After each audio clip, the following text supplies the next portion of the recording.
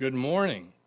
Our service today is falling into grace, cultivating a relationship with compassionate presence.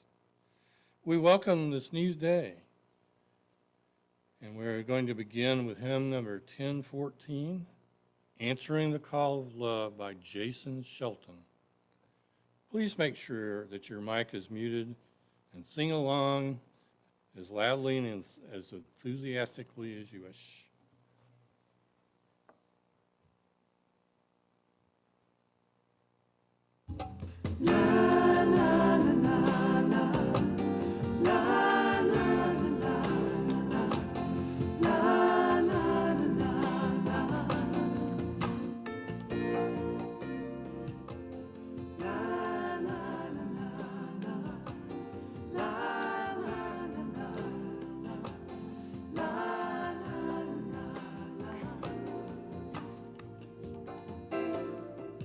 Broken hearts and broken wings, bring it on, everything. Bring the song you feel to sing, all is welcome here. And even if you broke your vow 1,000 times.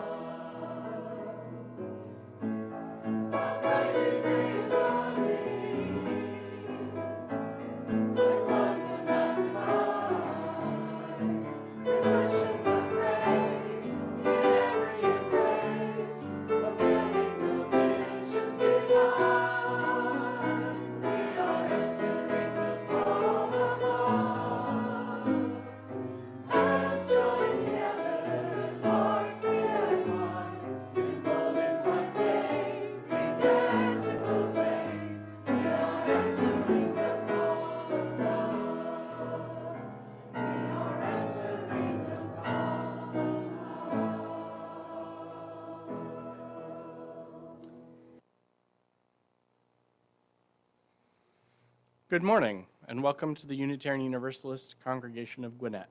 My name is David Morgan. My pronouns are he, him, and his, and it is my great pleasure to lead this worship service today while Reverend Jan is off this weekend, and she will return to the pulpit next Sunday. I'm actually the worship associate this weekend. If you have a chalice at home to light with me in a few minutes, please have it ready. We arrive from many places and many life experiences as we gather to recall our true selves, reflect on the meaning of our lives, and explore questions of ultimacy together. We are people who are new to Unitarian Universalism and people who are lifelong Unitarian Universalists. We are people of many religious faiths and beliefs and spiritual practices.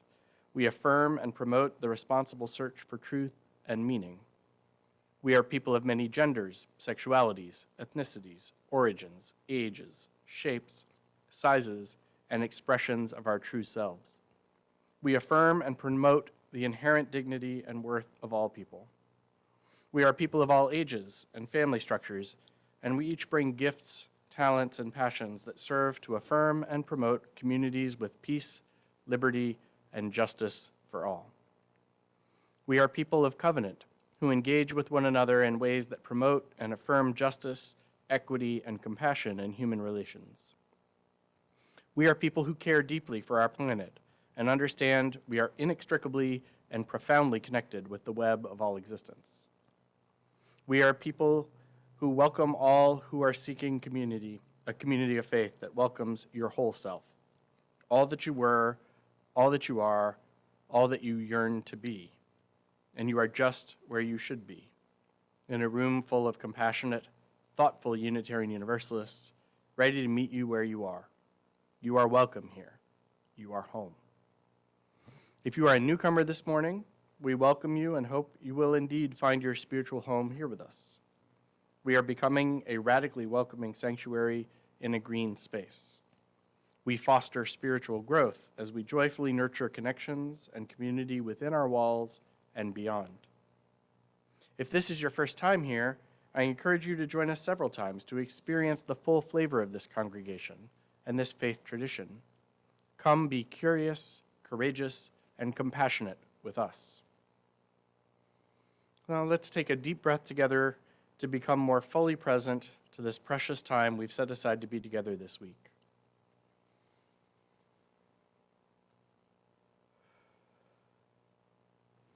As sound vibrates through us and around us, may we be reminded how deeply and profoundly interconnected we are with one another, all humanity, all beings, all living things, and all the stars in the cosmos.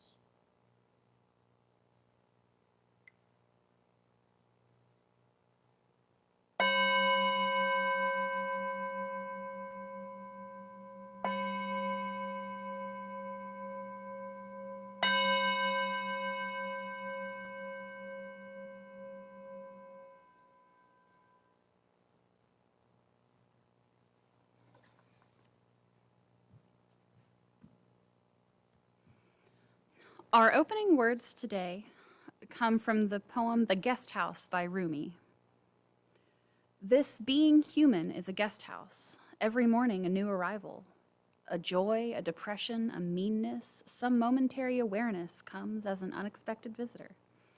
Welcome and entertain them all, even if they're a crowd of sorrows who violently sweep your house empty of its furniture. Treat each guest honorably. He may be clearing you out for some new delight.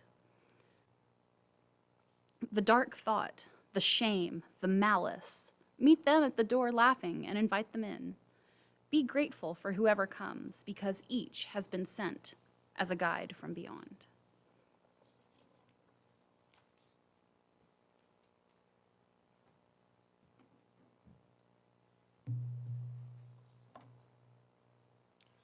Our chalice lighting this morning is number 448 in our gray hymnal. It is by Christine Robinson. We gather this hour as people of faith, with joys and sorrows, gifts and needs. We light this beacon of hope, sign of our quest for truth, meaning, and community in celebration of the life that we share together. Now let's raise our voices once again and sing hymn number 188, Come, Come, Whoever You Were. This is attributed to Rumi, in fact, to the poem that was just read, and was put to music by Lynn Adair Ungar.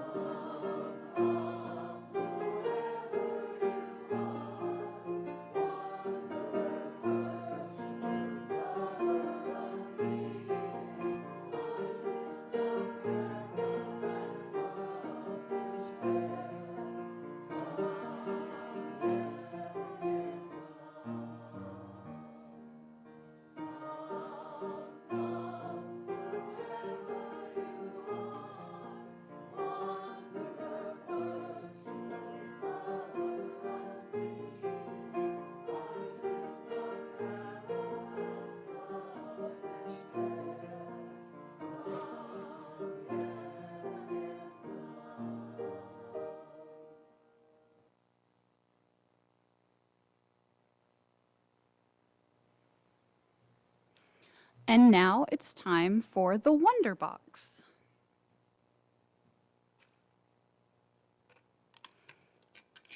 So what's in the Wonder Box today?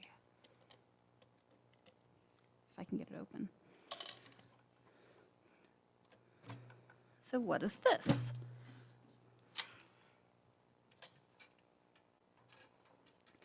This is a tea dragon from the book The Tea Dragon Society. Now, The Tea Dragon Society is a book about two friends who take care of, you guessed it, tea dragons. Tea dragons, such as Lemon Sunset here, are magical animals. They also grow magical tea leaves out of their heads and horns. If the tea dragon and the person who takes care of them are especially good friends, then when tea is made out of tea dragon's tea leaves, anyone who drinks it gets to magically see a memory of a time when the tea dragon and their person had fun together. In the Tea Dragon Society, we meet Minette. Minette is a young girl who helps her foster fathers, Eric and Hezekiel, take care of tea dragons. When she was little, Minette had a magic power that let her see the future. Everyone around her kept telling her how important she was. They would tell her that one day she would be an important prophetess and that everyone was counting on her to make sure that nothing bad ever happened in her village. One day she tells her friend Greta, "I was told I had a great power and a duty to use it. So every day I tried to see more and more, every future that could possibly exist. My mind was just full to bursting. I burned out. To protect itself, my mind erased every memory I had, including the ones about me. Even now I forget stuff easily. When you said hey again, the second time you saw me, I had already forgotten we met before. It's scary and embarrassing." You see, Minette had a hard time making friends because of her memory. She just gets so afraid that she'll forget something. It's bad enough to forget something and then get embarrassed about it. No one likes to be embarrassed. But what if one of Minette's friends told her something important and Minette just forgot it? She might hurt her friend's feelings, and that was the last thing she wanted to do. But Greta helps Minette feel better throughout the story by letting her know that if Minette ever gets lost, Greta will help her get home. She doesn't think less of her friend just because she forgets things sometimes. Minette does get a little lost the next time she goes to the market, but she knows that Greta will help her if she needs it, so she doesn't be too scared about getting lost. She even managed to find her way home on her own. And then once she gets home, she makes the tea from the leaves of her special tea dragon companion for the first time. She could have done it before, but she was afraid there would be no memories for her to see. But when she drinks the tea dragon tea, she sees memories of herself and her dragon playing together, of herself, her dragon, and her friend Greta having a picnic, of her foster fathers out for an evening stroll. Minette is finally able to see herself for what her friends and family knew all along, even if her brain doesn't work quite how it's supposed to, even if she's never going to be the important prophetess and save the village from every bad thing ever. Even if she can't do all she used to, everything she wanted to do, she can still make good memories with her friends and family. She is still worthy, valid, and important. She can still find joy. "I lost so much and was scared of losing more," Minette tells her friend Greta. "I didn't know how many good memories I was making." And now, if you would join me in spirit to sing hymn number 123, Spirit of Life.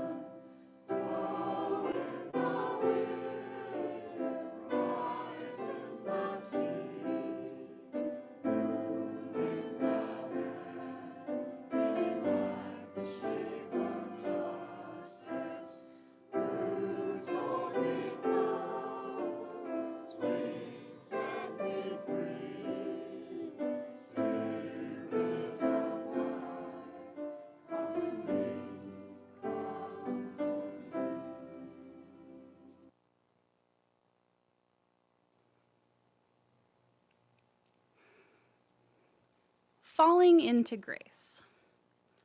Grace can mean a lot of different things to a lot of different people.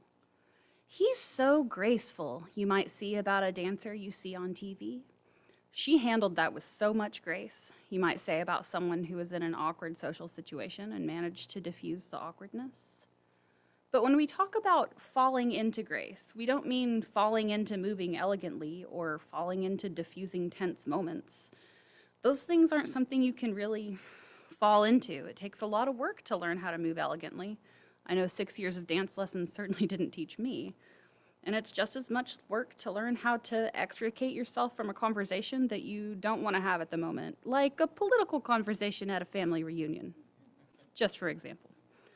But the kind of grace you talk about falling into, the spiritual grace, it doesn't take that kind of work, right?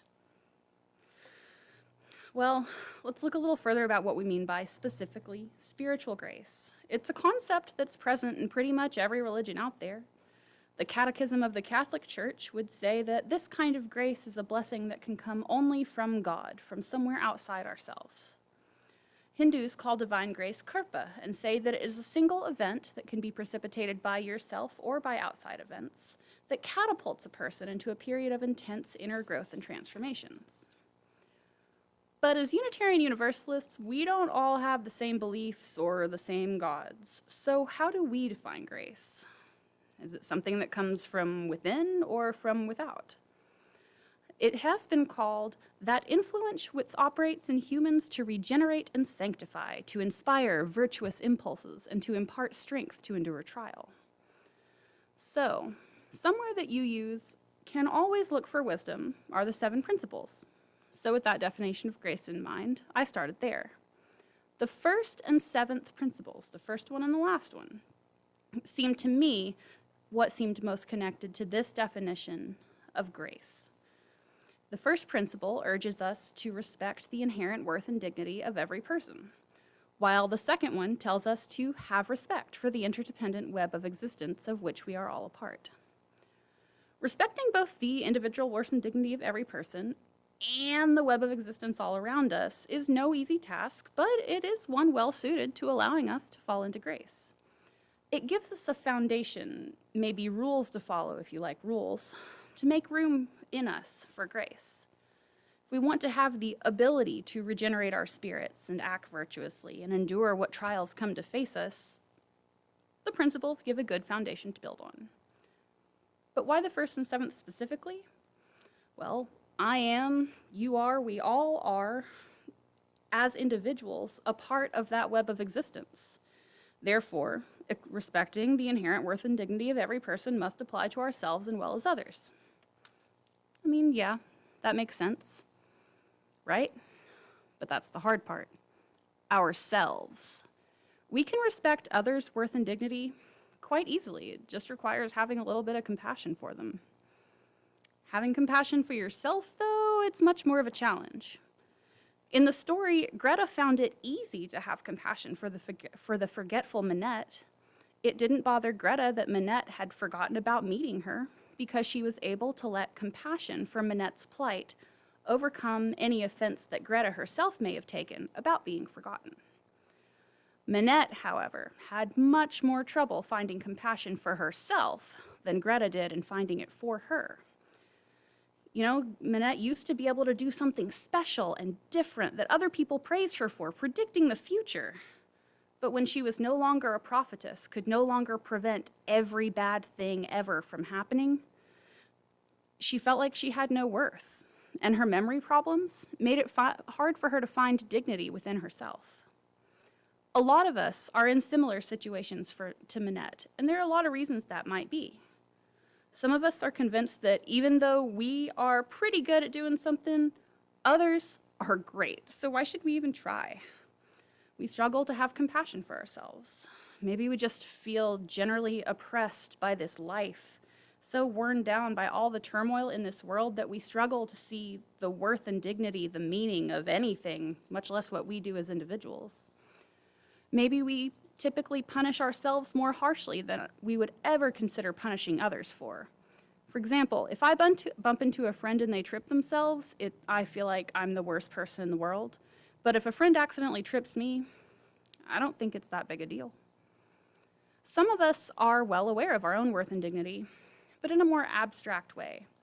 We can see that, yes, my actions do good in the world and I'm helping, but we leave it at that. We don't really dig any deeper. We don't look to fall into grace. So how do you have that compassion for yourself?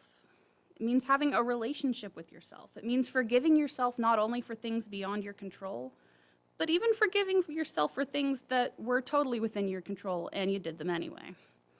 Letting yourself have fun without feeling guilty about all those things you should be doing, like the dishes or the laundry. Offering yourself the same kind of forgiveness you offer others. Remembering that even though things are terrible and there is no way that I as an individual can fix the fact that it's terrible, you can still help mitigate it. Now, that isn't to say that having compassion for yourself gives you a pass when it comes to hurting others. Like one day last year, I had a really crappy day at work and came home in a terrible mood. And then my husband had eaten the leftovers I was saving for dinner. I hadn't told him I was saving them for dinner. They were general leftovers available to everybody, but I knew I was saving them. Having compassion for myself doesn't mean that it's okay for me to scream at him and making him feel terrible just for not realizing I was saving that food for myself. It means that later on, when I was starting to feel guilty about the mean things I said in that moment, I had the ability to forgive myself for it. Now, forgiving myself for it, or my husband forgiving me for it, doesn't make it better. It doesn't fix it. It doesn't mean that I didn't hurt my husband's feeling. My husband forgiving himself for having eaten my dinner and me forgiving him in turn doesn't mean the leftovers are magically going to reappear. What it does mean is that my husband and I were able to move past it.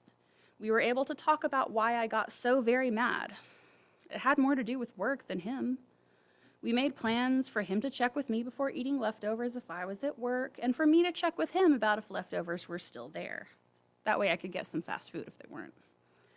What's more, instead of staying mad at him for eating dinner or staying mad at myself for yelling at him, I was able to look at my anger with compassion instead of judgment. I was able to see that I was most mad not about me or about him, but because my boss kept yelling at me after she told me to do one thing and then wanted me to do something different but didn't tell me. That incident helped me start to see that that job wasn't good for my mental health or, at that point, the health of those around me. Having compassion for yourself isn't some magical fix for avoiding arguments or getting rid of the coronavirus or fixing the political situation in the world. It's not going to magically make everything better.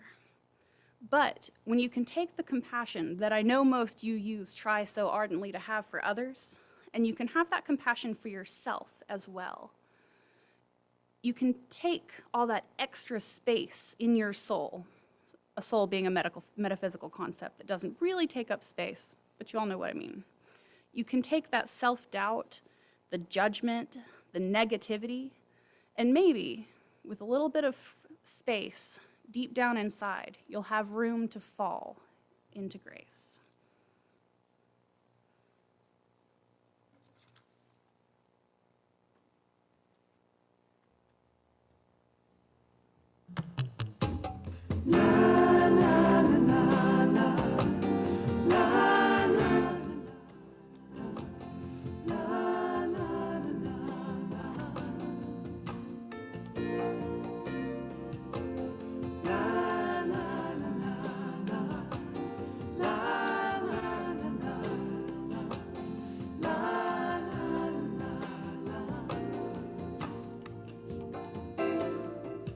Broken hearts and broken wings, bring it on, everything. Bring the song you feel to sing, all is welcome here. And even if you broke your vow 1,000 times, come anyhow. We're stepping into the power of now, and all is welcome here.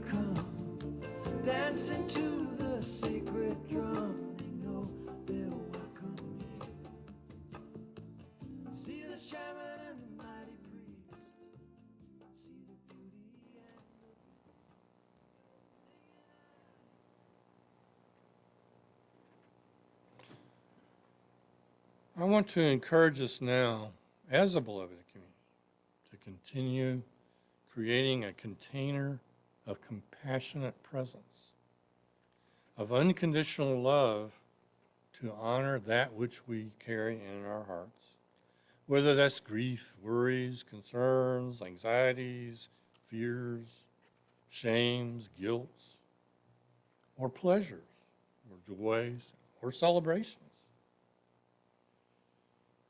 I'm going to offer some suggestions to deepen us into our cores, which we usually kind of feel somewhere in the center of our body.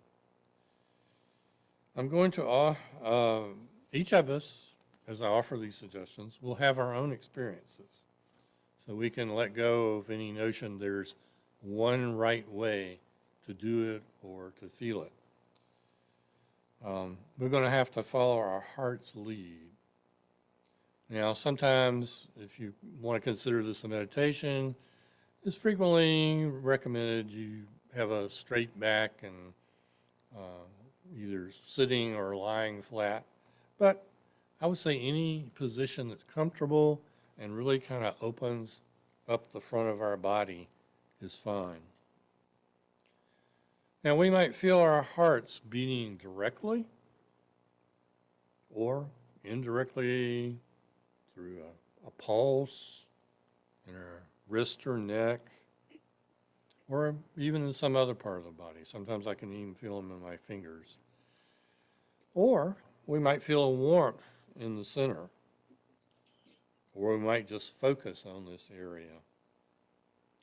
And then we may notice our breath expanding this inner container on our in-breath and relaxing us on our out-breaths.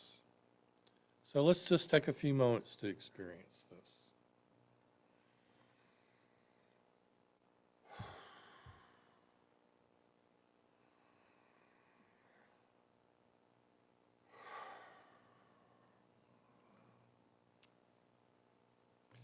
Our hearts are pumping oxygen and other nutrients throughout us and are also connected to our emotional and spiritual feelings.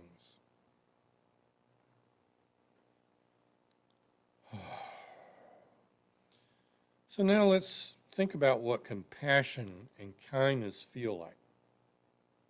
How do we feel it in our bodies?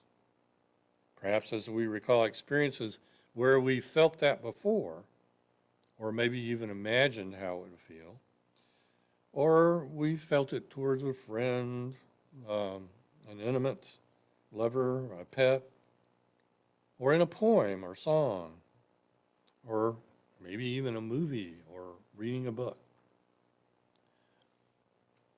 For some of us, we may have felt this as a divine presence, maybe as a deity, an ancestor, or just kind of a universal presence.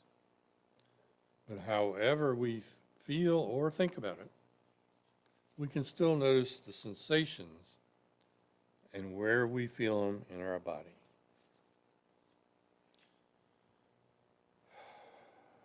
Maybe we need to forgive or to accept or to bless ourselves. As our hearts continue to beat and we feel ourselves breathing, we can feel life pulsating through us and know that we are meant to be in this life, in this moment, just as we are, whatever our joys and pleasures, and no matter our losses, griefs, shames, guilts, and judgments that we have had of ourselves. So just take a few more moments to kind of let this percolate around inside, feeling how it affects us in our bodies, in our emotions, our hearts beat, breathing continues to happen.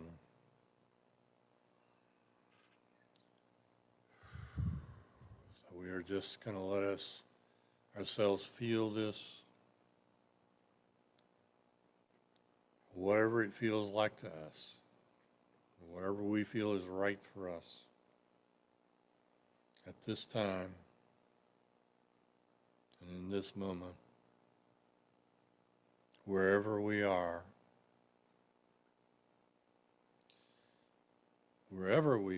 we are part of a compassionate presence that encompasses the whole earth, plants, animals, ourselves, and every other being. This is the beloved community, the circle of love that we talk about so much, and the interconnected web of existence. Now, anyone who wants to share your joy, sorrow, or concern, please share it in the chat space on Zoom, and our pastoral care associate, Rob Cole, will read them aloud as David lights a candle of compassion to lift our joys, sorrows, or concerns into the collective consciousness of this compassionate presence. We can feel or picture our hands reaching out to each other to touch or embrace, to send light or love, or just simply register and acknowledge what each of us is feeling and we're going through.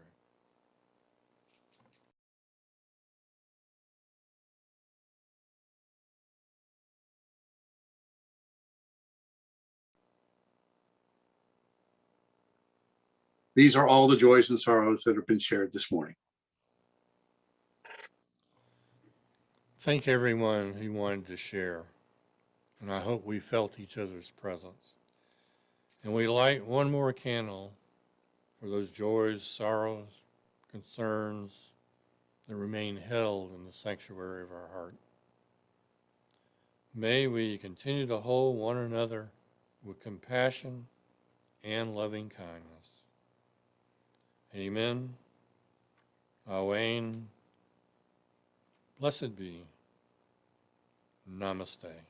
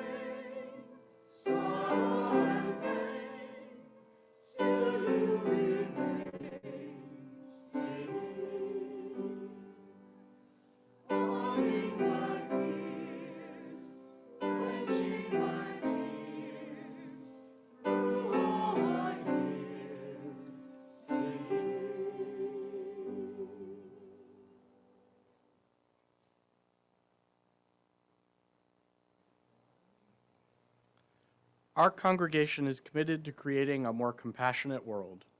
To this end, each quarter we split our plate collection with an organization nominated by people in the congregation and selected by our Giveaway the Plate committee. Our fourth quarter plate recipient is Lost and Found Youth, a remarkable nonprofit organization that seeks to alleviate homelessness for LGBTQ young adults ages 18 to 25.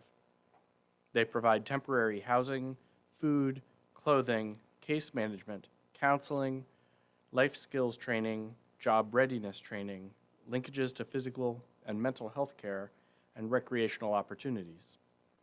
Our plate contributions also support the shared ministry of this congregation, so I ask that you please give generously to support the work of this important ministry in our wider community, as well as the vision and mission of our congregation. As we listen to our pianist Brian Bishop playing Nuvole Bianche by Ludovico Einaudi, you will see on the screen ways to contribute to our offering via PayPal, Venmo, or by mailing a check payable to UUCG to the address shown. If you are worshiping with us for the first time, Your presence here today is a generous gift to this community. You may choose to let the plate pass. The offering will now be most gratefully received.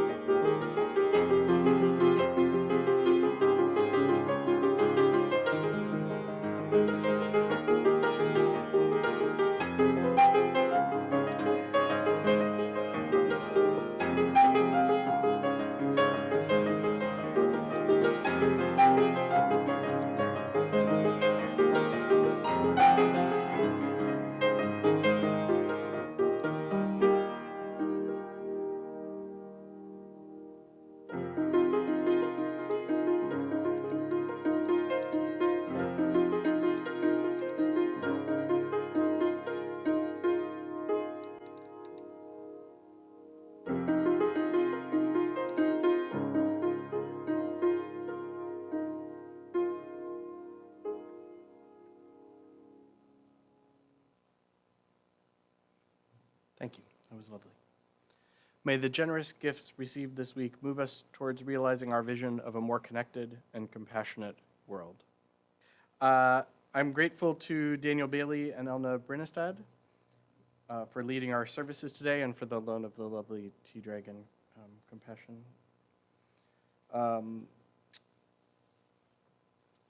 To Rob Cole, our Pastoral Care Associate, Barbara Stanke, our Zoom Manager, Dan Kelly and Christiana Fernandez, our AV techs today, and Brian Bishop for live and recorded music. And thanks to Erica Shell Castro for receiving the food drive donations this past week, and for all those who have given of their time to our programs and activities throughout the week. Now is the time for our call to connection for all who are seeking ways to connect within and beyond our congregation. If you are new to our congregation, you can sign up for our weekly e-news and monthly newsletter and check the website for upcoming events and use the Register for Events button to sign up. Would you like to watch past UUCG services? You can check out our YouTube channel. I think we're a little behind getting services posted, but those will be up, and today's service will be there soon. Our pledge drive has started. You can click on Make a Pledge or Send Support on the website. Please send in your pledges by the end of October. Are you looking for a way to be of service? We do food collection for the Lawrenceville Cooperative Ministry on the first Sunday of the month. So the next one is coming up on November the 7th. And you can find details there on their website for what they are looking for. You can engage your search for truth, meaning, and spiritual growth with our faith development programs. There's POP, the Parents of Preschoolers. Gathering times for that will be announced to families with preschoolers who have registered for our religious exploration programs this year. The early and elementary programs meet on the first and third Sundays at 12:30 on Zoom. And the teens and adults programs run every Sunday morning at 10 a.m., also on Zoom. The faith development resources for all ages are available at the link there on the slide for inspiration and to explore UU sources, values, and faith beyond Sunday morning. And we have regular opportunities to connect. Again, check the e-news or newsletter. There's our 10 o'clock faith development program with belief exploration, and there's Spiral Scouts are on the second Sundays at 12:30. Exploring Tarot is Sundays at 5. And then Gwinnett Understanding Secular Truths are on the second Mondays at 7. And there's more on that slide. And just a reminder that the pastoral care team is available and on call 24/7. And now it has come time for us to say the words that we say to extinguish the chalice. We extinguish this flame, but not the light of truth, nor the warmth of community, nor the fire of commitment. These we carry in our hearts until we are together again.